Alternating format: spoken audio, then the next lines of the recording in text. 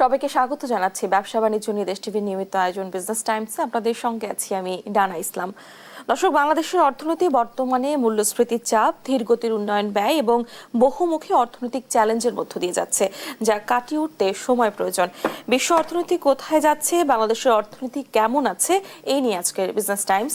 এই বিষয়ে আলোচনার জন্য আমাদের সঙ্গে একজন সম্মানিত অতিথি আছেন, পরিচয় করে দিতে চাই তার সঙ্গে। আমাদের সঙ্গে আছেন ডক্টর মোহাম্মদ আব্দুল মজিদ, সাবেক চেয়ারম্যান, জাতীয় রাজস্ব বোর্ড এনবিআর। আপনাকে স্বাগত জানাচ্ছি বিজনেস টাইমসে। আমরা আসলে আজকে যে বিষয় নিয়ে আলোচনা করতে চাই, বিশ্ব অর্থনীতি কোথায়, কেমন আছে বাংলাদেশ, আপনি আসলে কি মনে করছেন, কেমন আছে বাংলাদেশ? ধন্যবাদ। বাংলাদেশ ভালো আছে, কারণ বাংলাদেশ ভালো না থাকলে আমরা ভালো থাকবো না, সেই চিন্তাতেই বাংলাদেশ ভালো আছে বলতে হবে। তবে আপনার আজকের এই আলোচনাটা আমি মনে করি খুব প্রাসঙ্গিক এই জন্যেই, ইতিমধ্যে 1 মাস অতিক্রান্ত হয়েছে নতুন বাজেট পাশ করার পর। যে বাজেটে প্রত্যাশা করা হয়েছে যে আমরা প্রতিদিন অন্তত বাস্তবায়নটা নিয়ে ভাববো, সবাই ভাবতে হবে। এটা অতীতের মতো হবে না যে একটা বাজেট দেওয়া হলো, সারা বছর ছোটোখাটো একটু সামান্য প্রশ্ন করে তারপরে সম্পূরক বাজেট, অর্থাৎ আগামী বছর মার্চ এপ্রিলের দিকে যেয়ে কি হলো, কেন হয়নি, এইসব কথা তোলার যে অবকাশ, সেটা এই বছরে অন্তত একটি নতুন সরকারের একটি নতুন বাজেট এবং অনেকগুলো প্রত্যাশা নিয়ে এই বাজেটটি প্রক্ষেপিত হয়েছে, পাশ করা হয়েছে। সুতরাং এর বাস্তবায়নটার উপরে সকলকেই খুব সজাগ নজর রাখতে হবে। ওই শেষে শনিবারের দিন যে বললাম যে না আমি বুধবারে কিছু করিনি, বৃহস্পতিবার আমার কিছু করার ছিল না, ইত্যাদি বলা যাবে না। তো সুতরাং আজকে যেহেতু 1 মাস শেষ হয়ে গেছে, 1 আগস্ট শুরু হয়েছে, সুতরাং এই মুহূর্তে আমাদের বারবার বাংলাদেশের অর্থনীতি কেমন আছে, কি করলে ভালো হতো, এই ব্যাপারগুলো চিন্তা ভাবনার ভিতরে রাখতে হবে, চিন্তা চেতনা চৌহদ্দিতে রাখতে হবে।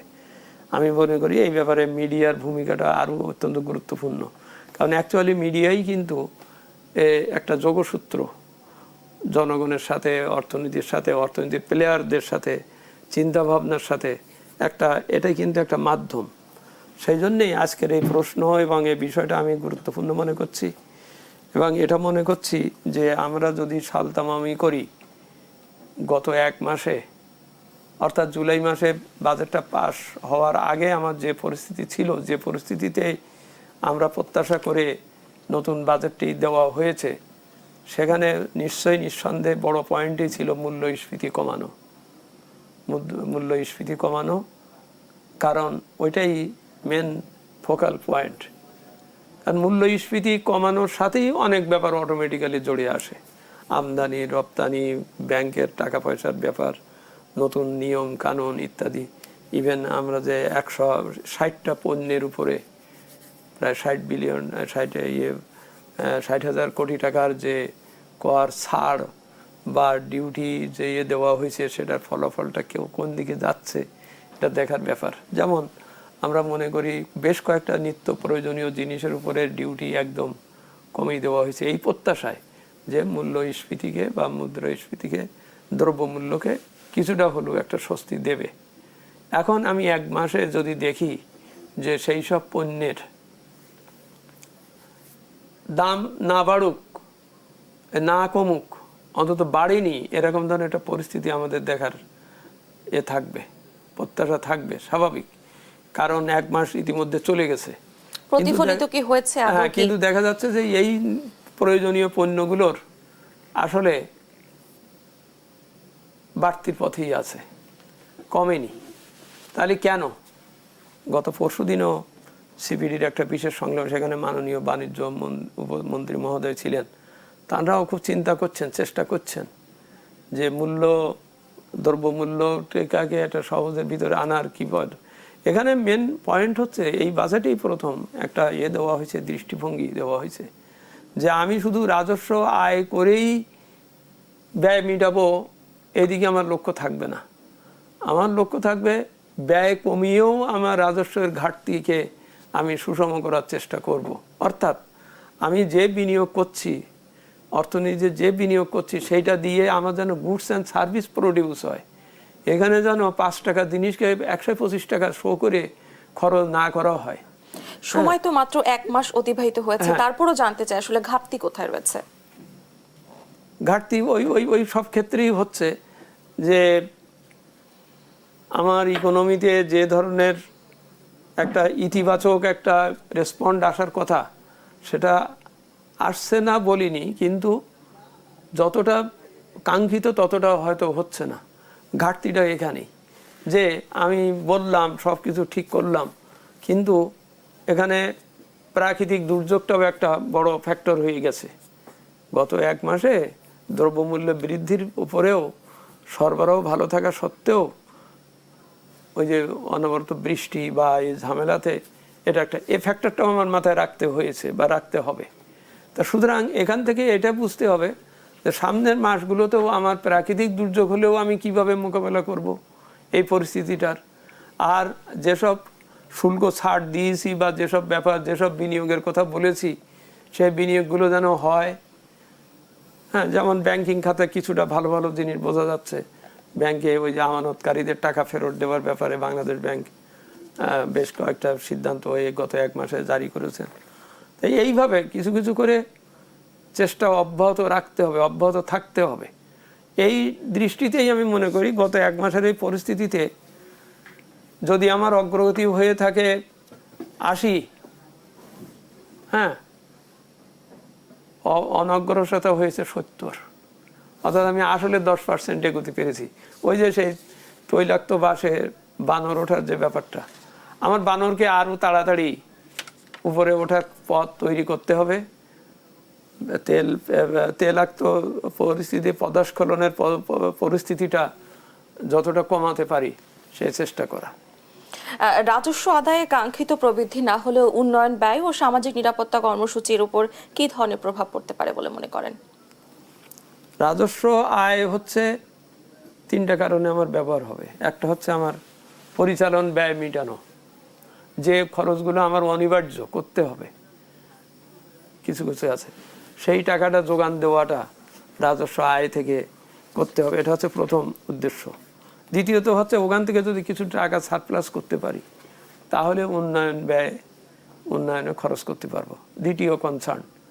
তৃতীয় কনসার্ন হচ্ছে সামাজিক খাত, যেটা নীরব বলছেন। কারণ সামাজিক খাতটা বেশি ইম্পর্টেন্ট এই কারণে, এই সামাজিক খাতের ভিতরে এই নেটের ভিতরেই হচ্ছে আমার ম্যাক্সিমাম জনগণ, আমার ইয়ের নির্ভর কী বলে ওই নন ফর্মাল ইকোনমি, অপ্রাতিষ্ঠানিক খাত, ব্যবসা বাণিজ্য, স্বল্প ব্যয়ের লোক, স্বল্প আয়ের লোক, তাদের সংখ্যা যেহেতু বেশি, তাদেরকে যদি আমি তাদের পার্চেজিং পাওয়ারটাকে যদি ঠেকাতে পারি, পার্চেজিং পাওয়ারটাকে যদি আমি তুলতে পারি, তাহলেই কেনাবেচা হবে, তাদের এই অবস্থা হবে। সুতরাং তাদের পার্চেজিং পাওয়ার বাড়ানোর ক্ষেত্রে একটাই হচ্ছে যে সুশাসন।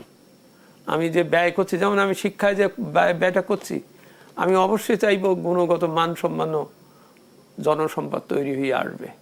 তা না হলে আমার এই ব্যয়টা কার্যকর হচ্ছে না। তো এটা তো আর একদিনই হবে না, অন্তত কিছু কার্যক্রম দেখাতে হবে, দেখতে হবে যে না, শিক্ষায় একটা গুণগত মান উন্নয়নের বা ওই যে দক্ষ শ্রমিক নিয়োগের টেকনোলজিক্যাল অ্যাডভান্সমেন্ট, এসব জায়গায় আমার উন্নতি করতে হচ্ছে বা করতে হবে। একই সাথে স্বাস্থ্য খাতেও তাই, স্বাস্থ্য সেবায় যেন একটা উন্নতি আসে আস্তে আস্তে, একদিনই তো হবে না। যাতে মানুষের স্বাস্থ্য সেবাটা দোরগোড়ায় নিয়ে যাওয়া যায়, তাকে যাতে শহরে না আসতে হয় বা ওই ক্লিনিকে না যেতে হয় কিংবা বিদেশে না যেতে হয়, এই ট্রেন্ডটা কমাতে হবে। কর্মসংস্থানের কথা যদি বলি, বেসরকারি খাতে বিনিয়োগ ও কর্মসংস্থান প্রত্যাশিত হারে বাড়ছে না। উদ্যোক্তাদের আস্থা ফিরিয়ে আনতে আসলে সরকারের এখন সমন্বিত কি ধরনের উদ্যোগ প্রয়োজন? উদ্যোক্তাদের আস্থা ফিরিয়ে আনার জন্যই তো প্রথমেই বলা হয়েছে যে বেসরকারি বিনিয়োগ যেসব বাধা আছে সেগুলো দূর করার, যেমন অনেক মিল কলকারখানা বন্ধ হয়ে গেছে, সেগুলো একটা চালু করার ব্যবস্থা করা।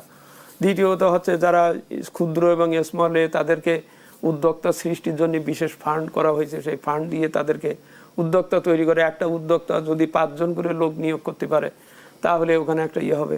তৃতীয়ত হচ্ছে আমরা বেশ কিছু বড় বড় প্রকল্প বা কর্মসূচি, আপনি ইদানিং দেখবেন ওই বিডি জবস বা ওই যে পত্রিকাগুলোর নিয়োগ, কিন্তু নিয়োগ বিজ্ঞপ্তি কিন্তু হচ্ছে, নিয়োগ দেওয়া হচ্ছে।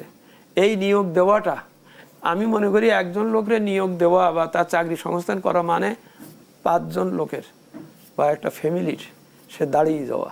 সে দাঁড়িয়ে গেলেই সে বাজারে তার পার্চেজিং পাওয়ারটা নিয়ে সে শক্তভাবে দাঁড়াতে পারবে। সুতরাং কর্মসৃজনটা 1 নম্বর খুবই, এবং এই জন্য বেসরকারি বিনিয়োগটা সুস্থ করতে হবে।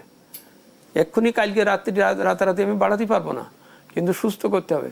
এখন বেসরকারি বিনিয়োগের সুস্থ করতে গেলে সেখানে আমার ওই নিরবিচ্ছিন্ন গ্যাস সরবরাহ থেকে শুরু করে অন্যান্য সাবসিডি এগুলো দেওয়ার দিকে নজর রাখতে হবে।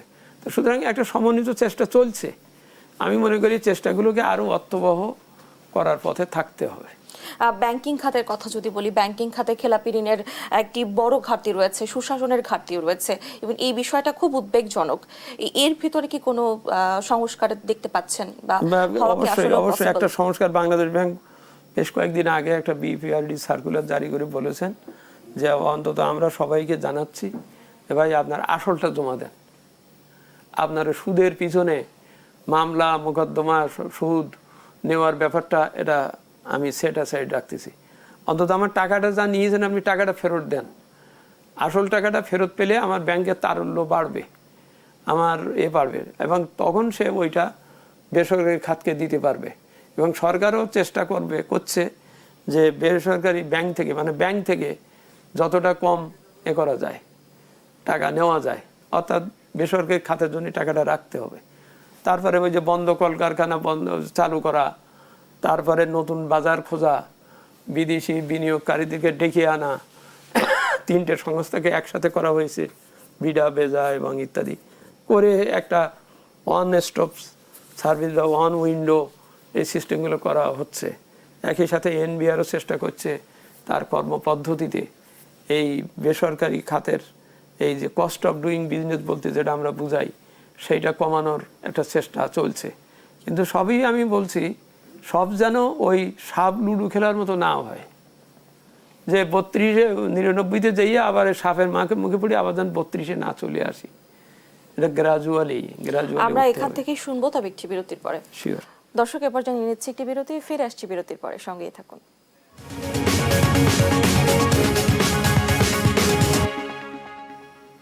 বিরতির পর সবাইকে আরো একবার স্বাগত জানাচ্ছি। আপনারা দেখছেন বিজনেস টাইমস। আমরা ফিরে যাচ্ছি আমাদের আলোচনায়। জনাব মোহাম্মদ আব্দুল মজিদ, আমি জানতে চাই যে বর্তমান অর্থনৈতিক পরিস্থিতি, আমরা বিনিয়োগের কথা বলছিলাম, তো বিনিয়োগকারীদের আস্থা ফেরাতে আসলে কোন বিষয়টিকে সবচেয়ে বেশি গুরুত্ব দেওয়া প্রয়োজন এখন বর্তমানে? 3টা জিনিস আস্থা ফেরাতে। একটা আছে তার পুঁজি সরবরাহ, অর্থাৎ ব্যাংকের থেকে লোন নেওয়া বা যেখান থেকে হোক, পুঁজি বাজার থেকে তার পেতে হবে পুঁজি সরবরাহ। এটা হচ্ছে প্রথম, তার জন্য দরকার। 2 হচ্ছে ব্যাংকগুলো কি সেই অনুযায়ী সহায়তা করতে পারবে? তার যদি সেইভাবে, ওই যে বললাম না, ওই নন পারফরমেন্স বা যেগুলো হয়েছে সেই টাকা তার ফেরত চাওয়া হচ্ছে, ওইটা যদি সে পায়, ইভেন প্রয়োজন হলে সরকার ব্যাংকগুলোকে কিছু টাকাও দিয়ে দেয় যদি, এবং সরকার ব্যাংকের থেকে যদি টাকা না তুলে নেয়, হ্যাঁ, এই 3টা কারণেই থেকেই ওর পুঁজি সরবরাহ করবার একটা সক্ষমতা বাড়বে। 2 হচ্ছে পুঁজিবাজার থেকে বহুদিন যাবৎ কিছুই পাওয়া যাচ্ছে না, বরং মানুষের পুঁজি সব ওখানে শেষ হয়ে যাচ্ছে। যেমন আমার নিজেরই, আমি মনে করি যে আমার 80 লাখ টাকা ছিল হয়তো, বা সেটা কমিয়ে এখন 60 লাখ হয়ে গেছে, 20 লাখ টাকা বসে গেছে, কথার কথা বলছি। তো এইরকম আর কি। তো সেই পুঁজিবাজারকে যদি ঘুরানো যায়, কিছু গত 2-3 সপ্তাহ কিন্তু পুঁজিবাজার কিন্তু রিবাউন্ড করছে, কারেকশন হচ্ছে মাঝে মাঝে, কিন্তু বাড়তেছে।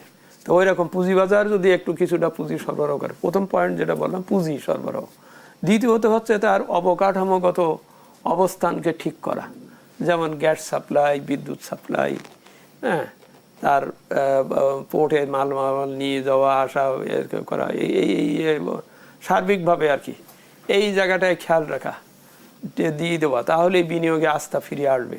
তৃতীয় আস্থা হচ্ছে যে ওই যে তার কস্ট অফ ডুইং বিজনেস যেটা হয়, এখানে পয়সা দেওয়া ওখানে পয়সা দেওয়া, এতে তার দেরি হচ্ছে, ওই একটা ইভেন একটা হরতাল হচ্ছে, কিংবা নানান ধরনের অস্থিরতা যদি কিছু হয়, সেইগুলোকে প্রশমিত করা, কম করা, হ্যাঁ, করলেই আমি মনে করি 3টে কারণে, পুঁজি সরবরাহ, 2 হচ্ছে তার অবকাঠামোগত সুযোগ সুবিধাগুলো বৃদ্ধি করা, 3 হচ্ছে তার যেন বাড়তি কোনো খরচ না করতে হয়, কস্ট অফ ডুইং বিজনেস, ওই যে আপনি বিদেশি বিনিয়োগ বা বলছেন না, সেখানে সব কথাই বারবার বলেছে যে আপনার দেশে কেন ওই যে 3টা প্রতিষ্ঠানকে একসাথে করা হয়েছে, আপনার দেশে আপনি এখানে বলছেন যে বিনিয়োগ করতে আসেন, আপনার এই সুযোগ সুবিধা দেব, কিন্তু সে যখন প্র্যাকটিক্যালি আসতেছে, এসে যখন ওই কনসার্ন ডিপার্টমেন্টগুলোর কাছে যাচ্ছে, সেখানে ওই কথার প্রতিফলন পাওয়া যাচ্ছে না।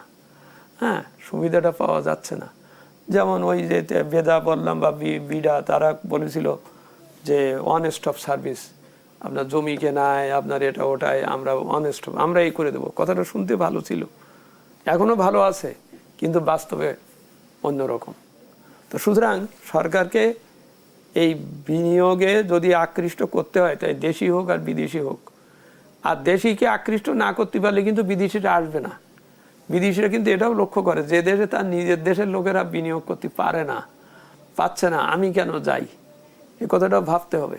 তা সুতরাং প্রথমে দেশি বিনিয়োগকারীকে আস্থায় আনতে হবে, তাকে স্ট্রং করতে হবে, করলেই তখন বিদেশি বিনিয়োগকারী আসবে। এখন দেশি বিনিয়োগকারীদের ওই যে বললাম 3টে সমস্যা, পুঁজি, তারপরে অবকাঠামো, কস্ট অফ ডুইং বিজনেস। তাহলে এই 3টা জায়গাতেই সরকারকে, কর্তৃপক্ষকে বিশেষভাবে নজর দিতে হবে। তার যেন পুঁজিতে ঘাটতি না পড়ে, তার যেন অবকাঠামোগুলো, সুযোগ সুবিধাগুলো যেন ঠিক থাকে, তার যেন অযথা ওই কস্ট অফ ডুইং বিজনেস তার যেটা না পারে, কারণ এখানে গেলে ঘুষ দিতে হচ্ছে, ওখানে দিতে হচ্ছে, ট্যাক্স দিতে যাচ্ছে, সেখানেও পয়সা দিতে হচ্ছে, বা যদিও হয় বিভিন্ন ধরনের আইন কানুন ইত্যাদির প্রয়োগ সব কিছুর ক্ষেত্রে, এইসব জায়গাতে একটা প্রশমিত একটা অবস্থা লাগতে হবে, অর্থাৎ যেন ওর কস্ট অফ ডুইং বিজনেসটা কমে। 3টা হলেই দেশে যদি বিনিয়োগ বাড়ে, এ হলে automatically it will bring back the বৈদেশিক বিনিয়োগ। বাংলাদেশ এলডিসি উত্তরণের পথে রয়েছে, তো বর্তমান অর্থনৈতিক পরিস্থিতি এই উত্তরণে সফল করতে আগামী 2-3 বছরে কোন ধরনের নীতিগত পদক্ষেপ প্রয়োজন? আমি এটাও বলেছি কিছুক্ষণ আগে, যে বললাম 1 মাস শেষ হয়ে গেল, এই 1 মাসটাকেও আমি ওই 2 বছর বা 1.5 বছর যা পাই, এখনো কিন্তু আমরা টাইমটা জানতে পারিনি, তা ধরে নেন 2 বছর হবে। তো যাই হোক, সেই 2 বছরের 1 মাস কিন্তু চলে গেল। অর্থাৎ আপনি যে প্রশ্নটা করেছেন যে কি করা উচিত, কি করা থাকে, এটা কিন্তু এই হোমওয়ার্ক কিন্তু প্রত্যেক দিন প্রথম থেকেই করতে হবে। এরকম হবে না যে ঠিক আছে আরও 2 মাস সময় আছে, আরও 1 বছর সময় আছে, আস্তে আস্তে যাই, তা হবে না। কি কি করতে হবে? 3টা জিনিস, যেটা হচ্ছে যে এই গ্রাজুয়েটের পরীক্ষায় পাশ করতে গেলে 3টা জিনিস আমার লাগবে। একটা হচ্ছে আমার ভঙ্গুর অর্থনীতিকে সোজা করতে হবে, দ্বিতীয়ত হচ্ছে আমার মানব সম্পদ ব্যবহার বা এগুলোকে একটা সুস্থির পথে আনতে হবে, তৃতীয়ত হচ্ছে আমার সামষ্টিক অর্থনৈতিক ব্যবস্থাপনায় শৃঙ্খলা আনতে হবে। এই 3টা হলেই আমি গ্র্যাজুয়েট হলে আমি টিকে থাকতে পারবো। তাই এই 3টা, অর্থাৎ ভঙ্গুর অর্থনীতিকে সচল করার ক্ষেত্রে আমার ভূমিকা, আমার মানব সম্পদ ব্যবহার, দক্ষ মানব সম্পদ তৈরি করা বা এইসব ব্যাপারে আমার কর্মসূচি, এবং সামষ্টিক অর্থনৈতিক ব্যবস্থাপনার ক্ষেত্রে শৃঙ্খলা, সুশাসন, এগুলো ফিরিয়ে আনা, এই 3টাই করণীয় আছে। এবং এই করণীয়টার ব্যাপারে সদা সচেতন, মানে জাগ্রত থাকা। এরকম না যে আরও তো 4 দিন বাকি আছে, সামনে শনিবারে পরীক্ষা, ঠিক আছে আজকে শনিবার, আমি তো আরও 2-3 দিন ঘুমাই নেই, তারপরে মঙ্গলবারেতে পড়াশুনো শুরু করব, এই বললে হবে না। কারণ এইরকম কথা বলে 1918 সালের পর, 2018 পরের থেকে আমরা 3বার পরীক্ষার ডেট ফেল করেছি। আমরা কি আসলে এগোতে পারছি? আমাদের তো আসলে অনেক বেশি ঘাটতি রয়েছে অর্থনীতির দিক থেকে। আমি আবার বলছি, প্রথমে বলছিলাম আমি নৈরাশ্যবাদী নই, আমরা নৈরাশ্যবাদ হতে পারি না। যা আছে বাস্তবতা, এটাকে স্বীকার করে নিতে হবে, নিয়ে আমাকে এগোতে হবে। ওই যে তৈলাক্ত বাঁশের বানরের ওঠার ব্যাপারটা, বানর যেন 80 অর্জন করে 70 আবার না নেমে যায়, 65 নামুক বা 70 নামুক, আমার যেন মাঝখানে যেন গ্যাপটা যেন আস্তে আস্তে বাড়ে, যে না আমি কিছুটা অগ্রসর হচ্ছি। 1 মাসের ভিতরে তো আর সব বলা যাবে না, কিন্তু আমাকে ওই অগ্রগতির পথে থাকতে হবে। যদি আমি আপনার কাছে একটু সংক্ষিপ্ত আকারে জানতে চাই, অর্থনৈতিক স্থিতিশীলতা যদি আমরা আসলে নিশ্চিত করতে চাই, সেক্ষেত্রে ব্যাংকিং, বিনিয়োগ ও রাজস্ব খাতের একসাথে সমন্বিত কি ধরনের উদ্যোগ থাকতে পারে? এখানে হচ্ছে ব্যাংকিং আর বিনিয়োগের ভূমিকাটা বেশি, রাজস্বর এই ব্যাপারটা হবে পরে। আমি যদি অর্থনীতিকে সচল করতে পারি, ব্যাংক যদি যথাযথভাবে দিয়ে বিনিয়োগকে উৎসাহিত করতে পারে, তারপরে পুঁজিবাজার বা এরা যদি ঠিক মতন করতে পারে, আইন কানুন নিয়ম কানুন দিয়ে করতে পারে, তাহলেই এনবিআর রাজস্ব পাবে। সুতরাং রাজস্ব পাচ্ছি, পাওয়ার জন্য চেষ্টা করে আমি আবার ওই দুজনের পথ থামিয়ে দিতে পারি না। আমার ওয়েট করতে হবে যে ওই যে কস্ট অফ ডুইং বিজনেসটা যেটা বলছি, এখানেও কিন্তু রাজস্ব বোর্ডের রাজস্ব আহরণের দৃষ্টিভঙ্গির একটা ব্যাপার, বড় ব্যাপার। আমি একটা করের দিলাম, হ্যাঁ, আইন করে দিলাম, বললাম, কিন্তু সেইটার জন্য যেমন আমি খুব ছোট্ট করে উদাহরণটা বলে দেই, সেটা হচ্ছে যে এবারের ওই বলা হয়েছে আয়করের ওখানে বলা হয়েছে যে 3 মাসের মধ্যে যদি আপনি দেন, রিটার্ন সাবমিট করেন, তাহলে আপনি অনেকগুলো ফ্যাসিলিটিস পাবেন। অর্থাৎ লোভী করা হলো আপনাকে। আর এরপরে যদি দেন তাহলে আপনি ওই সুযোগ পাবেন না, বরং আপনার জরিমানা হবে। এই মেসেজ যখন আপনি দিচ্ছেন, তখন এনবিআরেরও উচিত এই মানুষ যেন 3 মাসের মধ্যেই যেন রিটার্ন সাবমিট করার পরিবেশ পায়। কথাটা এই জন্যই বলছি যে ওই অর্থবিধিতে যেসব চেঞ্জের কথা বলা হয়েছে, সেগুলোর কিন্তু ওটা খাতভিত্তিক সূক্ষ্মভাবে একটা পরিপত্র জারি করতে হয় এনবিআরকে। 1 মাস হয়ে গেছে, আমি জানি না যে তারা সেই পরিপত্র জারি করেছে কিনা। যদি না জারি করে থাকে বা বিলম্ব হয়ে থাকে, তাহলে এই যে একজনকে বললাম 3 মাসের মধ্যে আপনি রিটার্ন সাবমিট করেন, সে তো রিটার্ন সাবমিট করতে পারবে না। তার মানে টাইম থেকে আমি আমার কাজের দীর্ঘসূত্রিতার জন্যে আমি ওর টাইমকে লস করাই দিলাম। দ্বিতীয় হচ্ছে, এটা এখন সব অনলাইনে দিতে বলা হচ্ছে। তার অর্থবিধিতে যেসব এই যে স্ল্যাব চেঞ্জ হয়েছে, এগুলো কিন্তু ওর এই প্রোগ্রামের ভিতরে ঢুকাই দিতে হবে। না দিলে আমি যদি এখন ওটাকে ব্যবহার করি, ও তো আমার ক্যালকুলেশন করতে পারবে না, ওর ওখানে সব পুরনো রেট দেওয়া আছে। তো এই জন্যে এখানে ওকে অনলাইনটাও আপডেট করতে হবে, আপগ্রেড করতে হবে, সিস্টেমটা আপগ্রেড করতে হবে। এই করের এই ব্যাখ্যা এগুলোকে যথাযথ হাজির করতে হবে। তাহলে এই 3 মাসের মধ্যে দেওয়ার যে লোভটা আমি দেখিয়েছি, এটাতে সকলে সাড়া আমরা দেবে। আমাদের আলোচনার একেবারেই শেষ পর্যায়ে চলে এসেছি। আপনাকে অসংখ্য ধন্যবাদ আমাদের সঙ্গে আলোচনায় যুক্ত হওয়ার জন্য। দর্শক, আমাদের আজকের আলোচনা এই পর্যন্তই। পরবর্তী আয়োজন দেখার জন্য সবাইকে আমন্ত্রণ জানাচ্ছি। ধন্যবাদ সবাইকে।